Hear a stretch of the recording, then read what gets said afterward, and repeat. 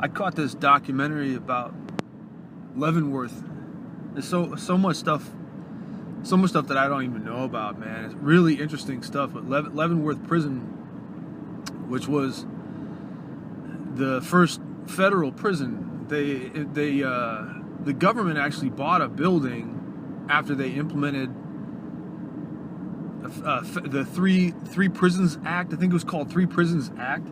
They wanted to have one on the West Coast and one on the East Coast and one in the middle of nowhere. And that's where Leavenworth was. It was the first one, man. And it was really fascinating. Like, the thing's gigantic concrete. Like, it looks like a long White House, like some goofy building you'd put on Minecraft. It was awesome, man. And like going all the way around it, there's a 35-foot concrete wall. But check this out. It goes 35 feet into the ground and 35 feet above the ground, concrete. I don't know how thick it is. Obviously thicker at the base, but like, can you imagine the shovel you need? You get a gigantic shovel. You got to dig down 35 feet. And then you get down there and you're like, oh, I got to go sideways like 10 more feet or whatever it is. And then you got to go back up. You got to dig 35 feet back up to get to the ground on the other side, dude. Screw that. That's why these guys just jump into laundry chutes and ride out on a truck nobody even knows. You punch a guard, you grab a guard in the bathroom, punch the guard in the face, and you steal his outfit, and somehow his outfit matches perfectly. You walk out the front door. Man, digging 35 feet. What kind of Uruk-hai ladder do you need to get over 35 feet? I guess you only need a 35-foot ladder. But good grief, dude. That's back then, like, and the intent was these guys will never get out because they can't climb this high. I just put on I'd hang out with D and pump up my Reeboks. I'd be like, pump up my Reeboks a couple times and just jump over that mug. I have dreams about that sometimes. Jumping high, jumping far. It's awesome. But Leavenworth, like, so Bugs Moran was there. I guess all gangs, anybody who gets arrested, they go to some jail. I don't know why I'm blown away by that fact. But Bugs Moran's there. These Chicago gangbangers from 190 whatever it was. Bugs Moran, wasn't he the guy with the dimple in his chin? He had that Uriah Faber chin, big butt chin. Who else was there? Machine Gun Kelly, right? There's a rapper named Machine Gun Kelly now. But check this out. Like they were talking about when the prison opened up, there were already felons elsewhere. They were gonna put them in this building, so they were gonna get transported. And so all these prisoners are like, oh, dude, I want to be prisoner number one. So they all start fighting each other to be the first guy to get into the prison. So there'd be prisoner number one. It's like those goofballs in Chile a couple of years back that were in the coal mine collapse, and they were all fighting to be the last guy out, so they could be like, I was trapped longer than all of you. I want the glory. I was in there for 7 seconds longer than you were. I was the last guy that they repelled out. But so these guys, like, prisoners, they're really good at raping people and robbing banks or whatever they do, but they can't count. They don't know stuff in order. I want to be prisoner number one. So they get on the prison wagon, not realizing that the guy who got on first is going to be the guy that gets on last. So there's a prison wagon full of, like, I don't know how many it was, like 40 dudes. And the last guy that got on, he gets off first, and he's prisoner number one. They're like, hey, congratulations, you're prisoner number one. He's like, He didn't even care. He didn't even care. They had some other interesting facts about it. There was a 13-year-old boy that went to prison. His backstory was he was getting molested. And they talked about something like mental molestation. I don't even know what that is. Like, ooh, your brain feels good.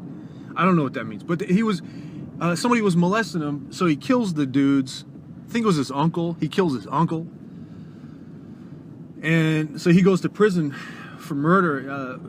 13 years old, dude. He's in prison 13 years old.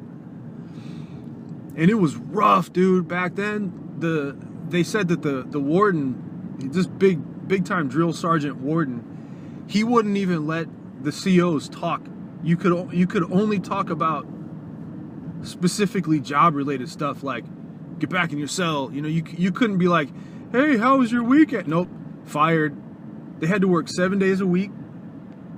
They couldn't talk. They worked like 12-hour shifts, these guys. And they said if you wanted a day off, you just had to find a replacement. You know how awesome that would be now if they're like, hey, Kaz, man, you can't get Tuesday off. I'm like, I want to go to the dentist, but you can't get Tuesday off unless you have a replacement. I would just find some guy and give him half my salary, right? I'm sure they put an end to that real quick once somebody figured out. And this isn't the guy we hired. He's been covering for me every day since I hired him. That'd be cool. I'd work for half salary and not do any work. Sure, that's a deal. But yeah, it was messed up, man. And the prisoners back then, they couldn't really do anything. Like, it's like, I think they said if they had good behavior, they got to have chewing tobacco. But they couldn't do anything. Like, they had a lumber mill in the prison. They had a bakery. You go to prison to learn how to become a baker. They started baking cakes with saw blades in them, so you can get out. But yeah, man, like pretty gnarly back then. It was way long before MS-13, long before the Nazi lowriders. This is just a prison with dudes, you know. And they had this little segment too about chicks. They arrested some chicks, and the chicks went to prison. And they showed all the mugshots from these chicks. They're all wearing these giant hats. They got these goofy church lady hats with flowers, like somebody died today. So they have these hats with veils.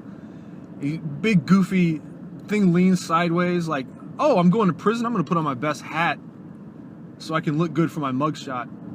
So check this out. My favorite. Oh, real quick. I had never heard them say the word rotunda more in my life.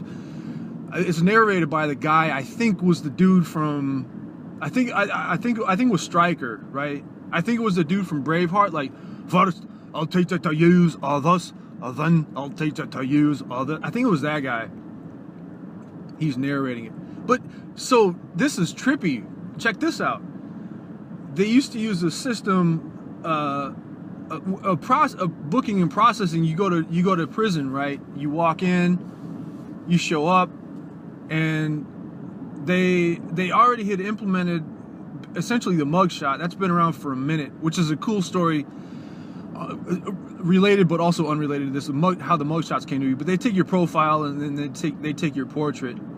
But they used to measure the space between your eyes. Like Colin Kaepernick's got a centimeter between his eyes. George W. Bush, mine are kind of close together too, I guess. I shouldn't talk crap. But they measure between your eyes. They measure all these things that they said were unlikely to change. So the width of the bone structure on your knuckles and the circumference of your head, they measured all that stuff. They obviously how tall you were and how much you weighed and your age. Barry Bonds couldn't go, man. That dude's head swelled up. They wouldn't know who he was. But they had all these they had this system put in. It was named after a Frenchie. They used to use that when you walk in. So they had your mugshot, your profile, information, and all that kind of thing. And then they take all these measurements. So one day this dude goes to prison, and the guy checking him in is like, yo, man, I remember you from a few years back. You were here 3 years ago. And the guy's like, no, I wasn't. He goes, well, I got all your dimensions. I got the size of your head and your nose and your hands and your shoe size. It's the same. And the guy's like, no, it wasn't me. He's like Patrick Starr. Excuse me, is this your wallet? Not mine. Right? So he's the guy checking him. What do you call those dudes anyway? The dude that's there taking the measurements, taking the fingerprints. He's doing all this stuff with this guy. Like, dude, you have the same shoe size. You look like I've seen you before. And that guy's like, wasn't me. I wasn't here. He's, what's your name? William West. He goes, that's the same name as the guy that was here 3 years ago. He goes, wasn't me. So he busts out this picture, and the picture's of the dude. He goes, dude, this is you here in this prison 3 years ago. It's your face. You mean to tell me your doppelganger not only is in this prison too, but has the same name? And the guy's like, wasn't me, man, not me.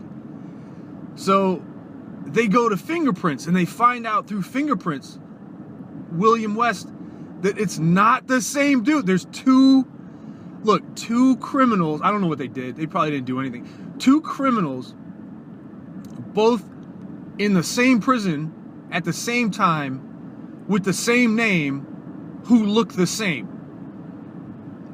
Man, that prison guard must have been drunk. He's like, what?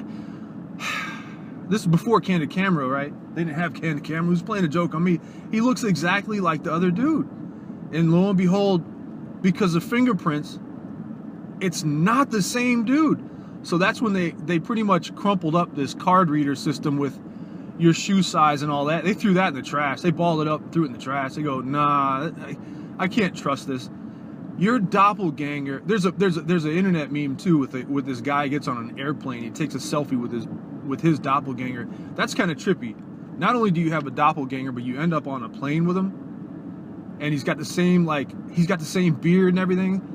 But these two cats in the same prison at the same time with the same name, and they're different. It's different guys, man. Wow. And they look the same. That's crazy. And another bit they talked about through the documentary was there was an escape, and there was like a whole pack of dudes, like 7 or 8 guys, and they all like hijack some old jank truck, and they get stopped because the bridge is out, and so all the guys break like cockroaches, and this one dude makes it to Canada. They never found him. They captured everybody else in a couple of days, but this one cat they never found him. And coincidentally, like 30 years later, he gets arrested for using a license that's expired. And I don't know why you would get arrested for that. Wouldn't the cops just be like, yo, dude, this thing's expired. Here's a ticket. And they put a post-it note on your forehead. Tink. So this guy, he gets arrested, and they bring him back in, and they check out his fingerprints. It's like, oh yeah, this is the guy. This is the guy who escaped from prison. He made it to Canada. And what was cool, the judge was like, yeah, he's a good guy. So they didn't even lock him up. They let him stay free. So there you go, kids. If you manage to break out of prison, keep your nose clean for 20 years, 30 years, you can stay out. The good old Canadians. Hey, welcome to Canada, eh? Sorry I boot that. I can't make fun of it. But it's an awesome documentary, Leavenworth. That before then, they had some word for where they kept the prisoners. I always want to say it was an outhouse because I'm stupid. It's not an outhouse. That's where you poop. It's got the little moon cut out on it. Maybe outpost. Does that make sense? That sounds like some military thing. I don't know what they would keep prisoners in these little boxes back then, and it was just like wood. The guys walk out the front door. You do some Hogan's Hero stuff, like you just kick the thing out, you walk out, you're free. But they had to build these federal prisons. Federal prison. That's where Wesley Snipes was, right? I don't know. But so I got sidetracked. I started thinking about outhouses. You know how nasty that would be, dude? Like, I just think the inconvenience of it all. I just turned 43 yesterday, so now I'm trying to get in before all the old jokes. But my knees suck. My knees hurt really bad.